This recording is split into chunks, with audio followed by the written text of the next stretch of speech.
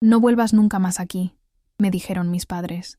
Me fui esa noche, con la nieve cayendo a mi alrededor, y más tarde descubrí que a veces las peores tormentas no son las que congelan tu cuerpo, sino las que destrozan tu alma. Tenía 19 años cuando mi mundo se derrumbó en una sola frase.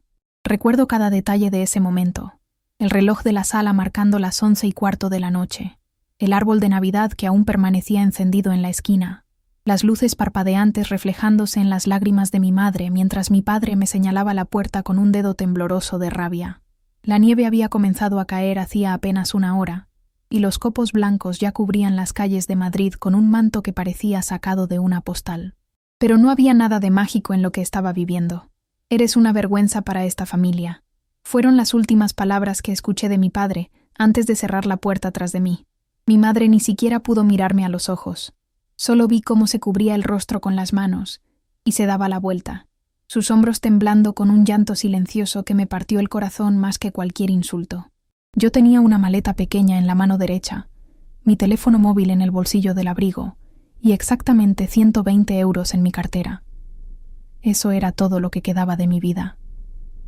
Caminé durante horas bajo la nieve, sin rumbo fijo, sintiendo cómo mis deportivas se empapaban y el frío comenzaba a trepar por mis piernas.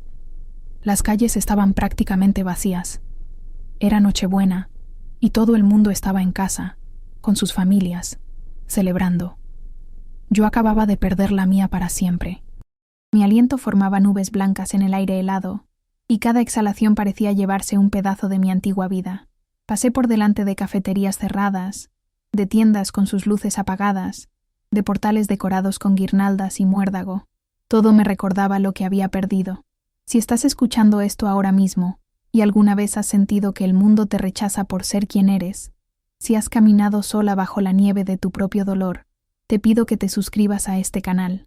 Necesito que sepas que no estás sola, que hay miles de nosotras aquí, escuchando, entendiendo, sobreviviendo juntas. La razón por la que me echaron de casa esa noche fue simple y devastadora. Les había presentado a mi novia. Se llamaba Laura, tenía 22 años, estudiaba arquitectura en la Universidad Politécnica, y era la persona más increíble que había conocido en mi vida. Nos habíamos conocido 6 meses atrás en una exposición de arte contemporáneo en el Museo Reina Sofía. Yo estaba allí por casualidad. Había ido con una amiga que estudiaba historia del arte, y Laura estaba haciendo un trabajo sobre la influencia de la arquitectura en el arte moderno. Nuestras miradas se cruzaron frente a un cuadro de Miró, y algo cambió en mí para siempre. Durante meses mantuve la relación en secreto, no porque me avergonzara de Laura, nunca podría sentir vergüenza de alguien tan brillante y hermoso, sino porque conocía a mis padres. Venían de un pueblo pequeño de Castilla, criados en tradiciones conservadoras, con ideas muy claras sobre cómo debía ser la vida. Mi padre trabajaba en un banco, mi madre era ama de casa, y tenían un plan perfectamente trazado para mi futuro.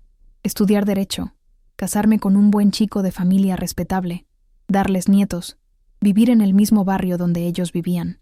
Nunca hubo espacio en ese plan para que yo fuera yo misma.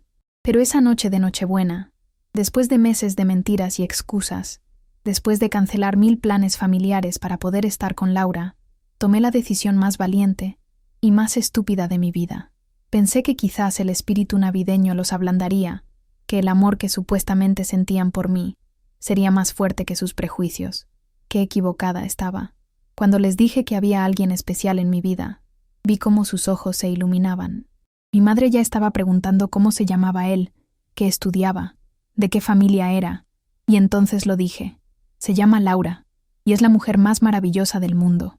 El silencio que siguió fue peor que cualquier grito. Vi cómo la sonrisa de mi madre se congelaba en su rostro, cómo mi padre dejaba su copa de vino sobre la mesa con tanta fuerza que pensé que el cristal se rompería.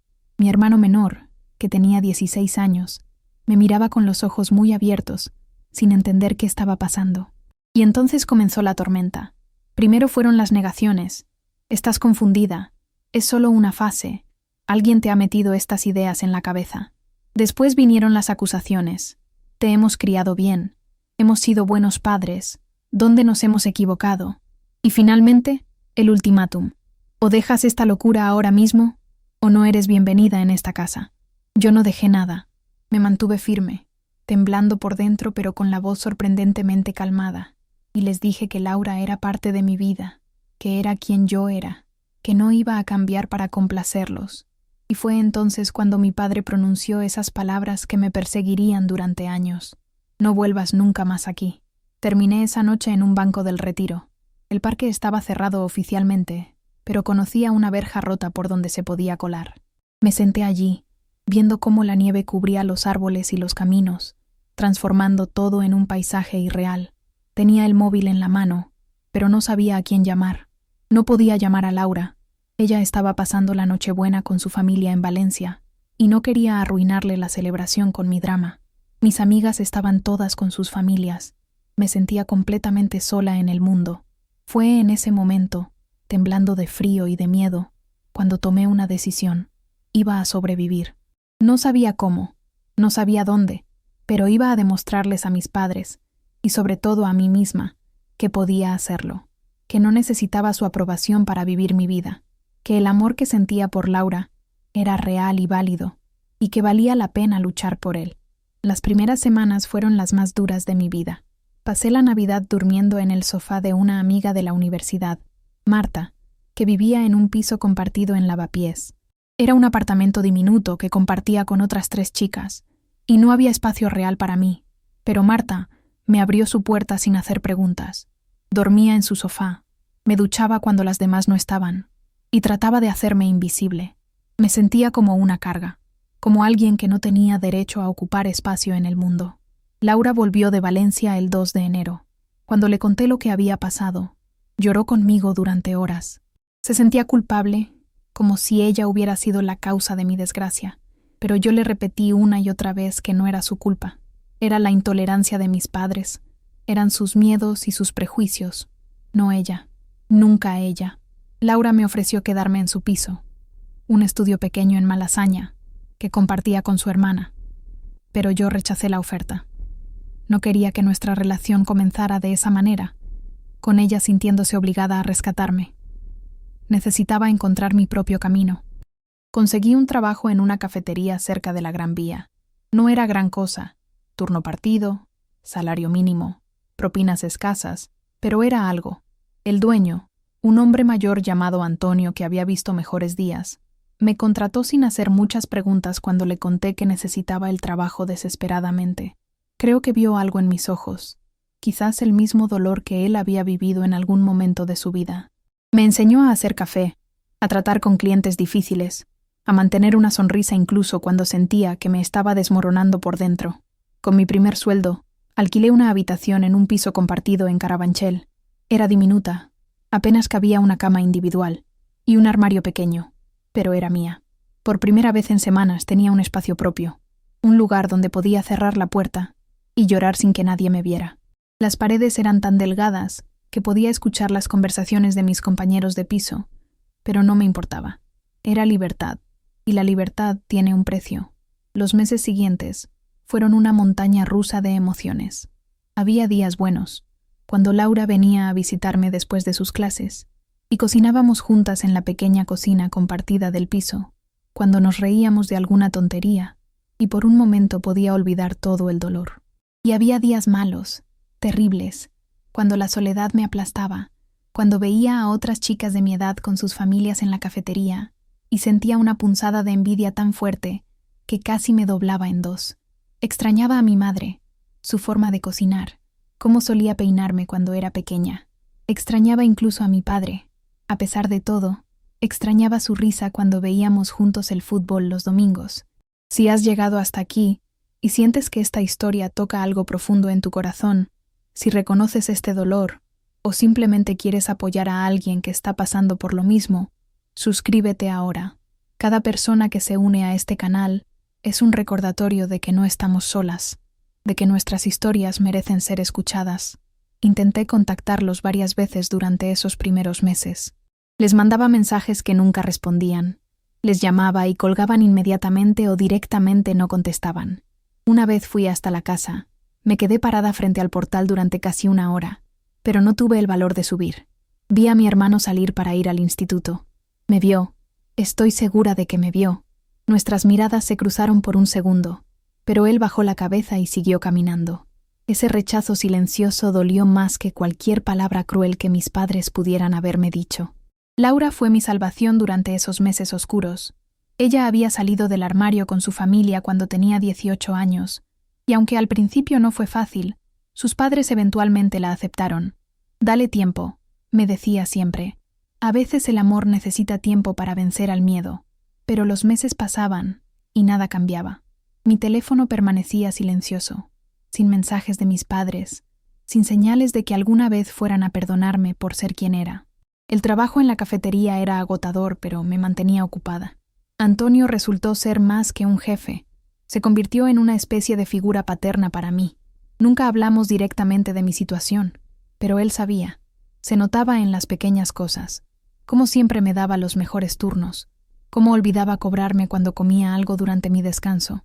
Cómo de vez en cuando encontraba un sobre con un poco de dinero extra en mi casillero, con una nota que decía buen trabajo este mes. Su esposa había muerto años atrás, y sus hijos vivían en el extranjero. Creo que yo llenaba un vacío en su vida tanto como él llenaba uno en la mía. Conocí a otras personas que habían pasado por experiencias similares. En la cafetería trabajaba un chico trans llamado David, que había sido rechazado por su familia cuando tenía 20 años. Él llevaba 5 años sin hablar con ellos, y aunque decía que ya lo había superado, yo veía el dolor en sus ojos cada vez que alguien mencionaba a su familia. Nos hicimos amigos rápidamente, unidos por nuestras heridas compartidas. Él me enseñó que había vida después del rechazo, que se podía construir una nueva familia con las personas que te aceptaban tal como eras. También estaba Carmen, una clienta habitual que venía todas las mañanas por su café con leche. Tenía unos 60 años, siempre vestía con elegancia, y había algo en ella que me hacía sentir calmada. Un día, después de semanas de conversaciones breves, me contó su historia. Ella también había sido rechazada por su familia cuando era joven, en los años 80, cuando ser lesbiana en España era aún más difícil que ahora. «Sobreviví», me dijo con una sonrisa triste. «Y tú también sobrevivirás. El dolor no desaparece, pero aprendes a vivir con él. Se vuelve parte de ti, pero no te define». Pasó un año entero sin ver a mi familia, sin escuchar sus voces, sin recibir un solo mensaje. Celebré mi 20º cumpleaños en el pequeño apartamento de Laura, rodeada de los amigos que había hecho durante ese año. Fue una celebración modesta. Pizza, cerveza barata, risas genuinas. Laura me regaló un collar con un pequeño colgante en forma de corazón. «Para que nunca olvides que eres amada», me dijo, y yo lloré como una niña pequeña porque ese simple gesto significaba más para mí que cualquier regalo costoso que hubiera recibido en mi vida anterior. Si esta historia resuena contigo, si alguna vez has sentido ese vacío de no ser aceptada por las personas que se supone deben amarte incondicionalmente, te ruego que te suscribas. Compartir estas experiencias es mi forma de sanar, y saber que alguien está al otro lado escuchando hace que todo esto tenga sentido. Mi hermano me contactó por Instagram un día de marzo. Fue completamente inesperado. Me mandó un mensaje simple: «Te extraño».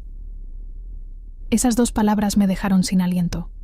Le respondí inmediatamente, preguntándole cómo estaban mamá y papá, si alguna vez hablaban de mí.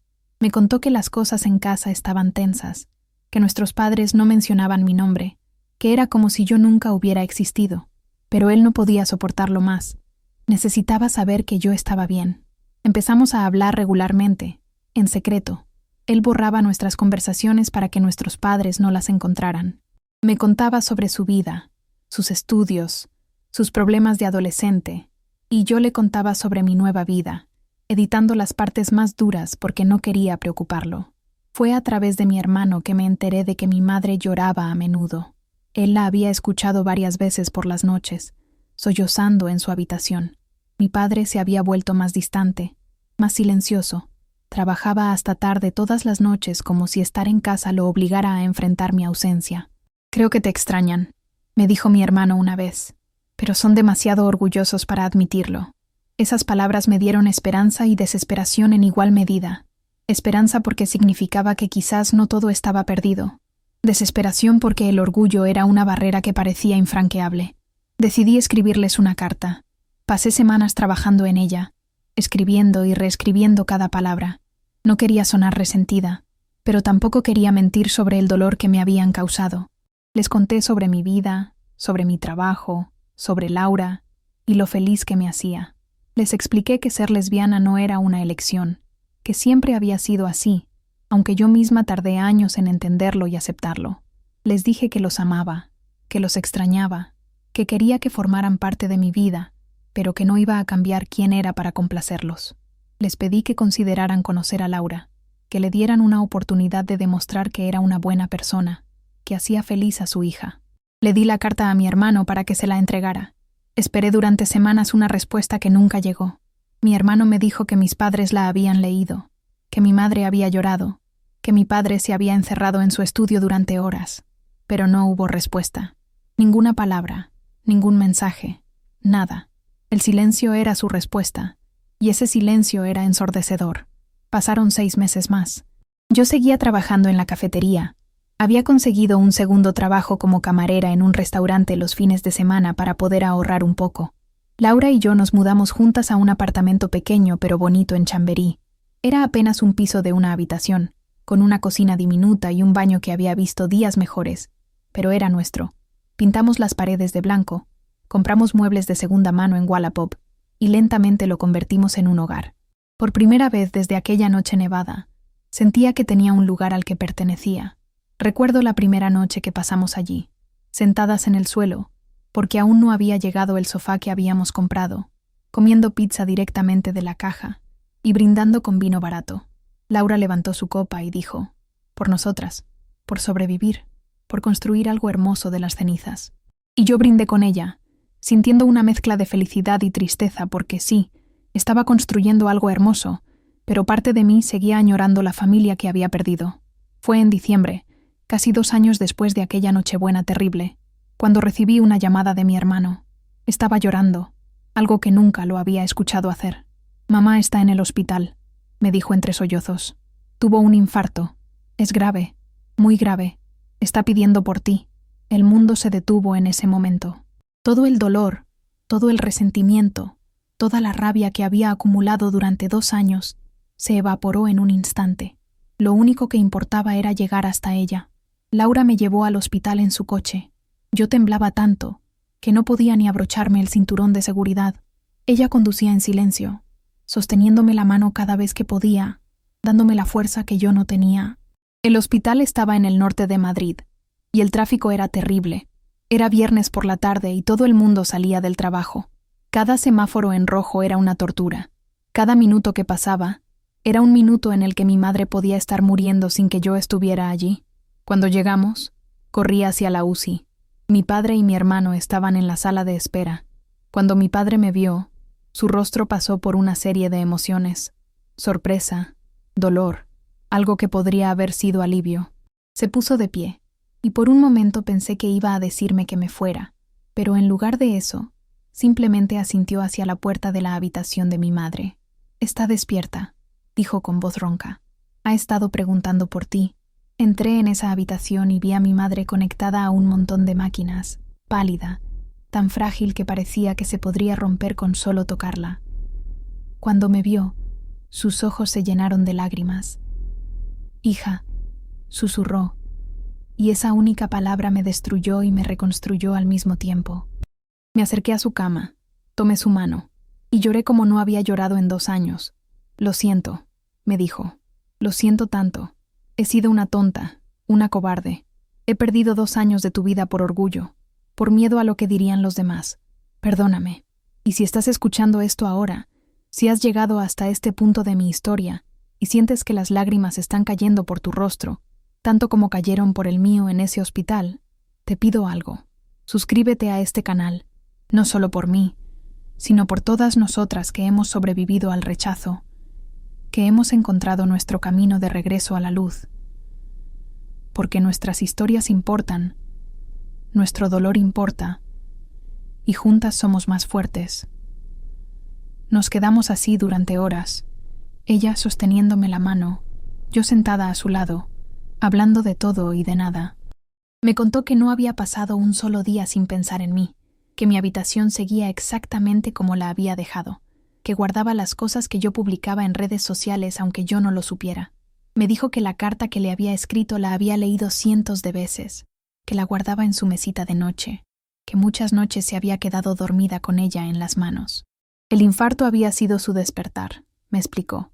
Había entendido que la vida era demasiado corta para desperdiciarla en odio y prejuicios. Mi padre entró en la habitación más tarde esa noche. Se quedó parado junto a la puerta, sin saber qué decir, cómo actuar. Finalmente se acercó a mí, y sin decir una palabra me abrazó. Fue un abrazo incómodo al principio, lleno de años de dolor y silencio, pero gradualmente se volvió más fuerte, más real. «Te he extrañado», murmuró contra mi cabello. «Cada día te he extrañado». Y yo le dije que yo también lo había extrañado, aunque parte de mí quería gritarle, reprocharle el dolor que me había causado, pero el momento era demasiado frágil para palabras duras. Mi madre estuvo en el hospital durante 2 semanas. Yo iba todos los días después del trabajo, a veces con Laura, a veces sola. Laura finalmente conoció a mis padres bajo las peores circunstancias posibles. En una sala de hospital, con mi madre conectada a monitores cardíacos. Pero fueron amables con ella, sorprendentemente amables. Mi madre le preguntó sobre sus estudios, sobre su familia, sobre cómo nos habíamos conocido. Mi padre fue más reservado, pero no hostil, y para mí eso ya era un progreso inmenso. Cuando mamá finalmente recibió el alta, insistieron en que fuera a casa para recuperarse. Y cuando dije casa, se refirieron a su casa, a la casa familiar. Fue extraño volver después de 2 años. Todo estaba exactamente como lo recordaba. El sofá de cuero marrón en la sala, el olor a lavanda que mi madre siempre usaba, las fotografías en las paredes. Y sí, mi habitación estaba intacta, como un santuario de mi vida anterior. Ver mi cama, mis libros, mis pósters en las paredes, me hizo sentir como si hubiera viajado en el tiempo. Las cosas no fueron perfectas inmediatamente. Hubo momentos incómodos, conversaciones difíciles, días en los que el peso del pasado era demasiado pesado. Mi padre aún tenía problemas para entender mi orientación sexual. Aún hacía comentarios que me dolían, aunque ya no venían de un lugar de rechazo, sino de ignorancia genuina. Pero estaba haciendo el esfuerzo de aprender, de entender, y eso significaba todo para mí. Laura comenzó a venir a cenas familiares. Al principio era tenso. Todos caminábamos sobre cáscaras de huevo, cuidando cada palabra, cada gesto, pero con el tiempo se volvió más natural. Mi madre le enseñó a cocinar algunas recetas tradicionales. Mi padre y ella descubrieron que compartían la pasión por el fútbol y comenzaron a ver partidos juntos. Mi hermano la adoraba. Siempre le pedía ayuda con sus proyectos de matemáticas, porque ella era brillante con los números. Pasaron 3 años más. 3 años de reconstruir lo que se había roto, de aprender a ser una familia de nuevo, pero una familia diferente, más honesta, más auténtica. Laura se graduó con honores de la universidad y consiguió un trabajo en una firma de arquitectura importante.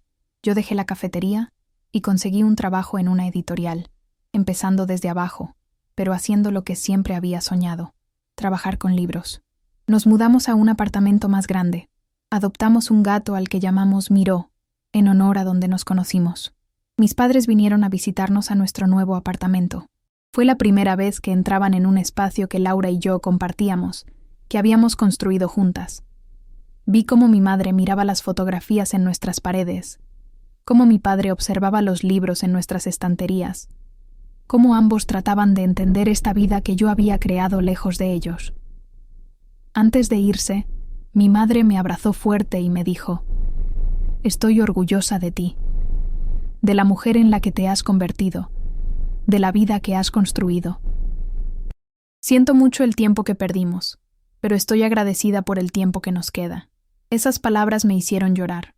Después de todos esos años, después de todo el dolor, escuchar a mi madre decir que estaba orgullosa de mí era algo que nunca pensé que tendría. Era una curación que ni siquiera sabía que necesitaba. Y si has escuchado toda esta historia hasta el final, si has caminado conmigo a través de la nieve y el dolor, y finalmente hasta la luz, te pido una última cosa. Suscríbete a este canal y comparte esta historia, porque en algún lugar ahora mismo hay una chica de 19 años siendo echada de su casa en una noche fría, y ella necesita saber que va a sobrevivir. Necesita escuchar que hay vida después del rechazo, que hay amor esperándola, que hay un futuro brillante más allá del dolor presente. Ahora, cuando miro hacia atrás a aquella noche nevada cuando me echaron de casa, cuando recuerdo el dolor y el miedo que sentí, me doy cuenta de que esa noche fue tanto un final como un comienzo. Sí, perdí a mi familia por un tiempo, pero en el proceso me encontré a mí misma. Aprendí que soy más fuerte de lo que pensaba, que puedo sobrevivir incluso cuando siento que me estoy desmoronando. Aprendí que el amor real, el amor verdadero, no es el que te acepta solo cuando eres lo que esperan, sino el que te acepta incluso cuando los decepcionas. No voy a mentir y decir que todo es perfecto ahora. Todavía hay momentos difíciles. Todavía hay días en los que el peso de aquellos 2 años de separación me aplasta. Hay familiares que aún no me hablan, amigos de mis padres que me miran con desaprobación cuando voy a su casa. La sociedad aún tiene un largo camino por recorrer en términos de aceptación, pero tengo una familia que me ama, una pareja que me apoya, amigos que me aceptan exactamente como soy. A todos los que están luchando ahora mismo con el rechazo de sus familias, quiero que sepan esto. Van a sobrevivir. Sé que no se siente así en este momento. Sé que el dolor parece insoportable, pero prometo que van a sobrevivir. Encontrarán su camino, construirán su propia familia, crearán una vida que vale la pena vivir. Y quién sabe, tal vez algún día, como me pasó a mí, encontrarán su camino de regreso a las personas que los rechazaron. O tal vez no. Y eso también está bien. Lo importante es que nunca, nunca, dejen que el rechazo de otros defina su valor. Aquella noche nevada, cuando mis padres me dijeron no vuelvas nunca más aquí, pensé que mi vida había terminado. Pero estaba equivocada. Mi vida apenas estaba comenzando. Y aunque el camino fue más duro de lo que jamás imaginé, cada paso me llevó a donde necesitaba estar. Me convirtió en quien necesitaba ser. La nieve sigue cayendo en Madrid cada diciembre. Y cada vez que veo los primeros copos blancos del invierno, ya no siento ese frío paralizante que sentí aquella noche. Ahora siento gratitud, gratitud por haber sobrevivido, por haber encontrado el amor, por haber descubierto mi propia fuerza. Aquella noche me quitaron mi hogar, pero en el proceso aprendí que el hogar no es un lugar, es un sentimiento, y ese sentimiento ahora vive en mí, inquebrantable, eterno. Esta es mi historia, no es única. Sé que hay miles de historias similares ahí fuera. Tal vez la tuya sea una de ellas, pero es mía, y la comparto con la esperanza de que pueda ayudar a alguien, de que pueda hacer que una persona que se siente sola en este momento sepa que no lo está. Todos llevamos cicatrices, todos hemos sido rechazados de alguna forma u otra, pero esas cicatrices no nos debilitan, nos hacen más fuertes, más compasivos, más humanos. No vuelvas nunca más aquí, me dijeron mis padres. Y aunque eventualmente volví, ya no era la misma persona que se fue aquella noche nevada. Era más fuerte, más segura, más completa. Y esa persona, la persona en la que me convertí a través del dolor y la lucha, es alguien de quien estoy profundamente orgullosa. Gracias por escuchar mi historia. Gracias por estar aquí. Y recuerda, sin importar lo oscura que parezca la noche, el amanecer siempre llega. Siempre.